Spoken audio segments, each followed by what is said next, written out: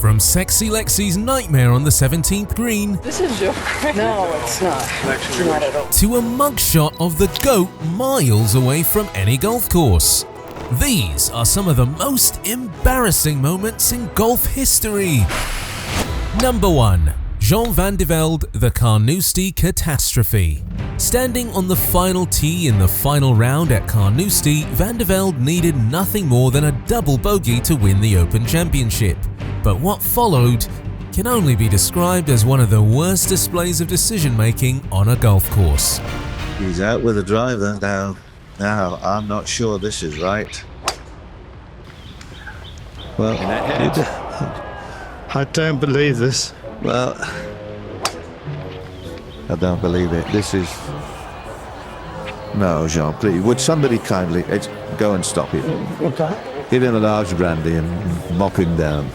Oh, these are unbelievable scenes. I've got to get down here too. No, thank goodness good sense prevails. Oh, yes.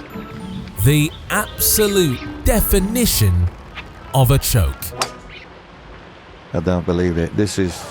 God only knows what was going through his head from the moment he unnecessarily reached for the driver at the tee. Completely embarrassing decisions from start to finish. And by the end of the playoff, van de Velde had lost the championship. Laurie's the winner. To finish 3-3 to claim the prize is quite magical. But sometimes embarrassing moments aren't always self-inflicted. Sometimes they're the result of an unfortunate technicality, leading to utter chaos when the stakes are as high as they can possibly be. Number 2. Dustin Johnson, the bunker blunder. It was the final hole and the final round at Whistling Straits, and Dustin Johnson thinks he's done just enough to force a playoff. One more solid finish, one more steady walk to the scorer's tent, and we're heading to extra holes. Except nobody on the course had clocked the mistake that completely threw it all in the trash can.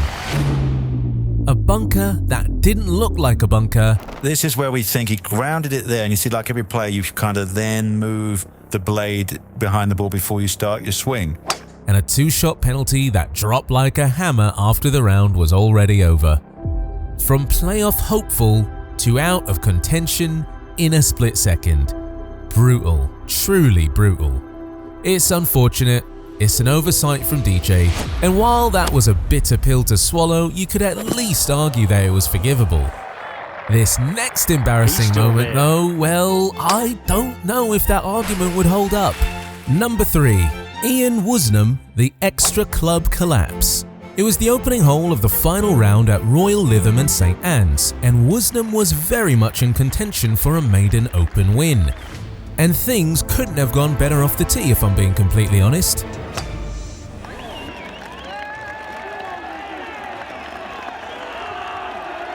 But that momentum was short-lived. Because somewhere between the eventual birdie putt for 2 on that first green and the second tee, Ian's caddy Miles Byrne came up to him and said, "You're gonna go ballistic, we've got 2 drivers in the bag."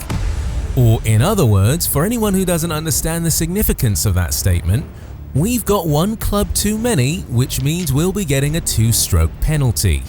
It's safe to say Ian wasn't a happy camper. Even years down the track, this embarrassing moment still gets brought up and discussed even by Ian himself. You know, fortunately, caddy didn't take it out.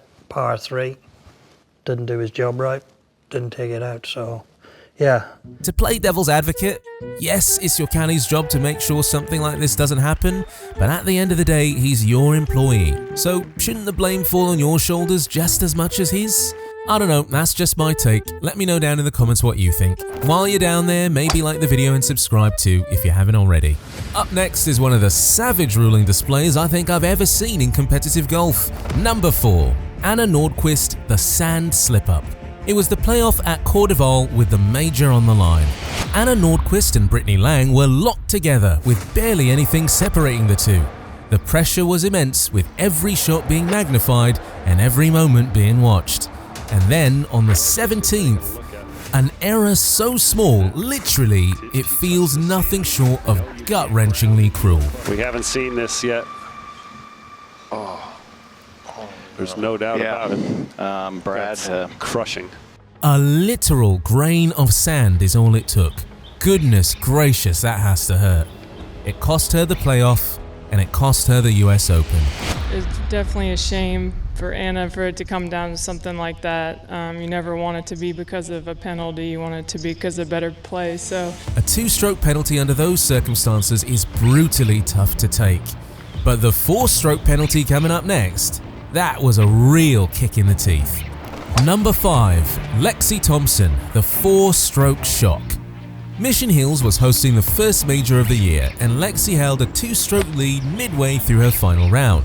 She was in control, looking determined to close things out and bag the major as she played the 12th. Only, things took a turn for the absolute worst in the blink of an eye. You're going to watch her put the coin down here for the ball, okay? And look where the ball is relative to the coin, and you don't see the coin there. She picks it back up, and now look at where the ball is in relation to the coin when she puts it back down. That's a two-stroke penalty, but because she signed for an incorrect card, that adds another two-stroke penalty. 4 strokes. 2 for marking incorrectly the day before on the 17th green, 2 for signing the wrong scorecard. All flagged by a television viewer sitting on their backside at home, probably with a beer in hand. This is your... No, it's not. It's not at all. I can understand the initial two-stroke penalty, but the additional 2? If the officials didn't pick up on anything the day of, why should she be punished even more for their mistake the day after? Safe to say, they're not a fan of Sexy Lexi, and I'm low-key flabbergasted as to why she got that nickname. Am I completely off base, or do you agree? Again, let me know what your thoughts are down in the comments. Number 6. Tiger Woods, the Tampon Tangle. In the second round at the Riviera Country Club, Tiger found himself in hot water for some exceptionally bizarre and disrespectful behavior. It was the 15-time major winner's first competition in 7 months, but he made headlines for all the wrong reasons. After outdriving fellow professional Dustin Thomas from the 9th tee, Tiger did something that can be labeled as embarrassing, awkward, immature, classless. Those are some other words that spring to mind. Interesting golf story for you now. Tiger Woods coming in for criticism for handing Justin Thomas a tampon after out-driving him during the opening round of the Genesis. It's not hard to figure out what Tiger meant by it too. Handing Thomas a tampon, implying that he's a woman or somehow inferior because he couldn't drive the ball as far, like, it's just the poorest of poor form from Woods. But, truth be told, it's not the first time he's found himself in hot water. There's embarrassing, and then there's waking up to your name trending worldwide. Number 7. Tiger Woods, the mugshot meltdown. Back in 2017, there were no grandstands, galleries, or leaderboards for Tiger on May 29th. Just flashing lights on the side of a Florida road at 3 a.m. All right, put your feet all the way together just like last time? Okay. Do you know the English alphabet from A to Z? He was found by police asleep in his car only a few miles from his home, and during his arrest, Tiger confessed to officers that he'd taken Xanax as well as other prescription medications. Tiger Woods addressing his DUI arrest, the latest entanglement in his remarkable fall from grace. And that image, spread everywhere, is something no one will ever be able to unsee. And unfortunately for Tiger, the internet did its thing. Speculation ran wild before the full story even surfaced. Was he drinking? How far over the limit was he? Is he completely washed? These are the questions people all over the world were asking. To his credit, Woods admitted fault, entered a diversion program, and publicly addressed the situation. That whole situation was off the course entirely, so let's take it back to the first hole with number 8. Ernie Els, the six-putt spiral. And I do literally mean the first hole, because there's bad starts, and then there's this. It was the opening round at Augusta National, and Ernie stood over a putt you'd expect the tour pro to make in their sleep. 4 feet, maybe 5, that's it. Only, that wasn't meant to be. On the first hole, and by the time Ernie is done, he's six-putted from less than 2 feet. Unfortunately, that's happened to an awful lot of players at some point in time in their career. 9. On the very first hole of the Masters. makes me think I might have a chance. Oh, why didn't you just go home? It honestly felt like a nightmare unfolding in slow motion, but sometimes the embarrassment is a much slower burn. Number 9, Greg Norman, the Sunday Surrender. We're back at Augusta again, only a couple of decades earlier this time around. And make no mistake, this wasn't one bad hole or one unlucky bounce. It was a 6-shot lead with 18 holes to play on a Sunday. Greg Norman started the final round of the 96 Masters with complete control of the tournament. He'd been calm, composed and in control through the first 54 holes. And then the 14th of April 1996 happened. That's going left. That is not where you want to make your mistake. Bogeys, double bogeys, it just all went horribly wrong. 3 bogeys in a row. By the time the green jacket was being handed out, it wasn't to Norman. It was to his playing partner, Nick Faldo. A Sunday that began with dominance ended in disbelief, and the word collapse followed him for the rest of his career. But of course, he's not the only golfer in history to massively choke a major on the final day. Number 10, Rory McIlroy, the Augusta Avalanche. Another Sunday at Augusta, Rory McIlroy, at just 21 years old, held a 4-shot lead heading into the final round.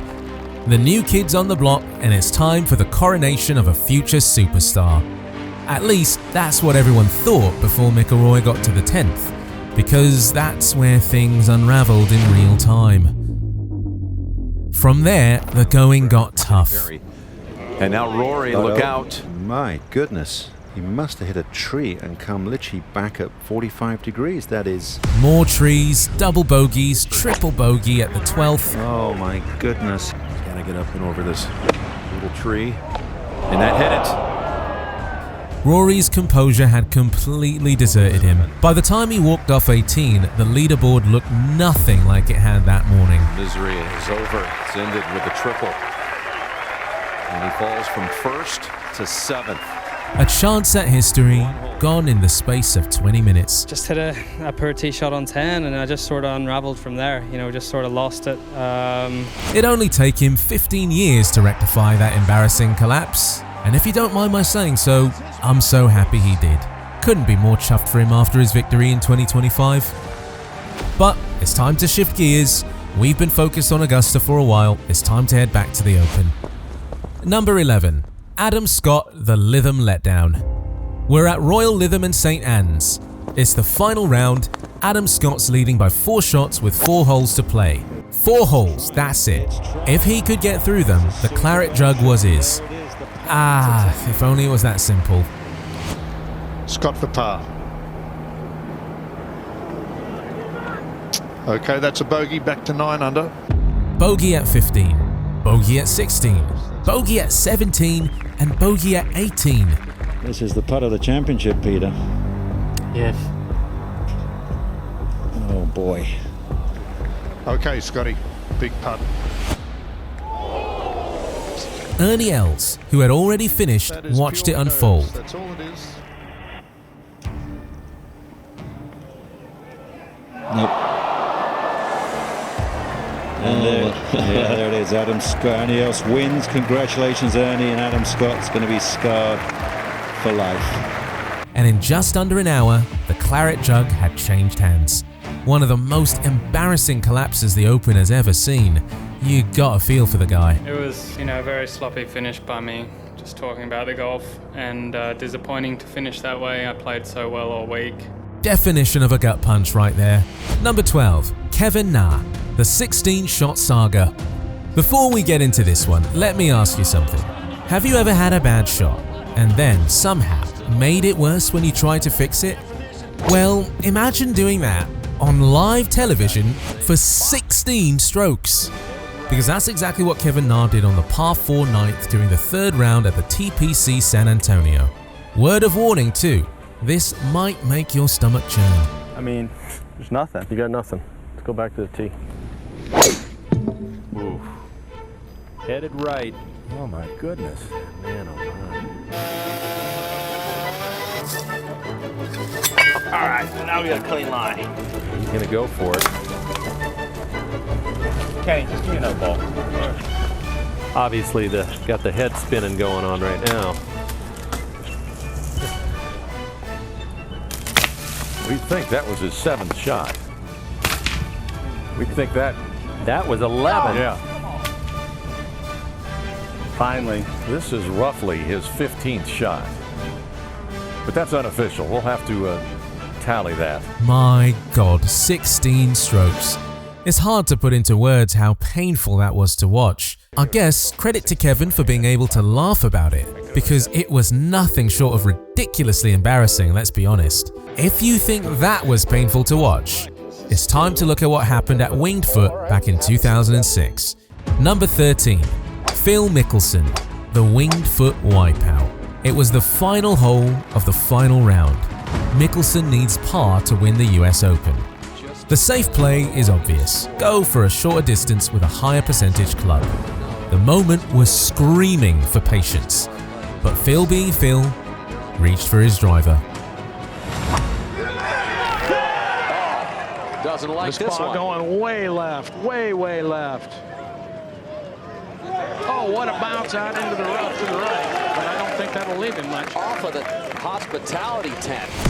Left into the hospitality tents. Oh no, it's caught an elm tree solid. Recovery attempt into a tree. Get up! Oh, he's hit it very high, but way left. He's going to try to get it up and in from, well, it's got the front left bunker. Fried egg in there. Plugged into a bunker, caught in the rough. Absolute nightmare fuel right there, ladies and gents. And in all honesty, the commentator summed it up pretty well when he said that Phil don't have to run down the last stretch on a white stallion. You know, you can limp in there and say thanks for the trophy. It was a brutal way to lose a major for Phil, and proof that in this game, glory and embarrassment are never that far apart. But this list is far from complete. Part 2 is coming soon, so make sure you subscribe to Golf Gone Wild and ring the bell so you don't miss it. In the meantime, stay out of trouble, don't embarrass yourself too much, and do yourself a favor, bear witness to some of the most controversial confrontations in this beautiful sport's history. Click here for that.